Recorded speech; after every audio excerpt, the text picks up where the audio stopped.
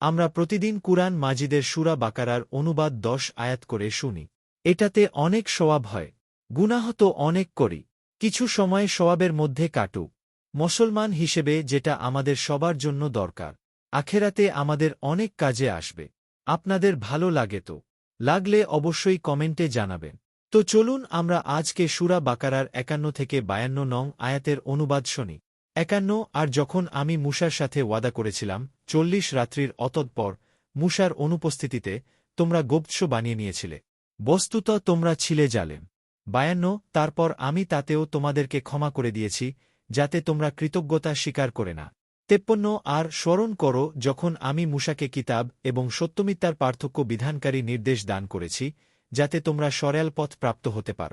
54 আর যখন মূসা তার সম্প্রদায়কে বলল, হে আমার সম্প্রদায়, তোমরা তোমাদেরই ক্ষতিসাধন করেছ এই গোব্ধস নির্মাণ করে।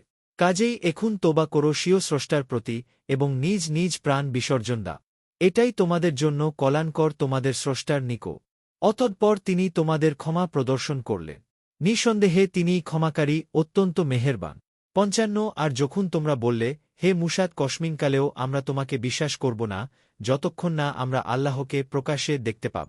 বস্তুত তোমাদিগকে পাকড়াও করল বিদ্যুৎ, অথচ তোমরা তা প্রত্যক্ষ করছিলে।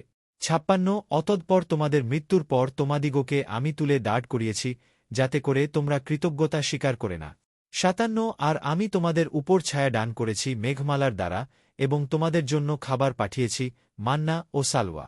সেসব পবিত্র বস্তু তোমরা ভক্ষণ করো, যা আমি তোমাদেরকে দান করেছি। বস্তুত তারা আমার কোনো ক্ষতি করতে পারেনি, বরং নিজেদেরই ক্ষতি সাধন করেছে। 58 আর যখন আমি বললাম, তোমরা প্রবেশ করো এ নগরীতে এবং এতে যেখানে যা খুশি খেয়ে স্বাচ্ছন্দ্যে বিচরণ করতে থাকো এবং দরজার ভিতর দিয়ে প্রবেশ করার সময় সেজদা করে ঢুকো আর বলতে থাকো আমাদিগকে ক্ষমা করে দাও, তাহলে আমি তোমাদের অপরাধ ক্ষমা করব এবং সৎকর্মশীলদেরকে অতিরিক্ত দানও করব। 59 অতঃপর জালেমরা কথা পাল্টে দিয়েছে, যা কিছু তাদেরকে বলে দেয়া হয়েছিল তা থেকে।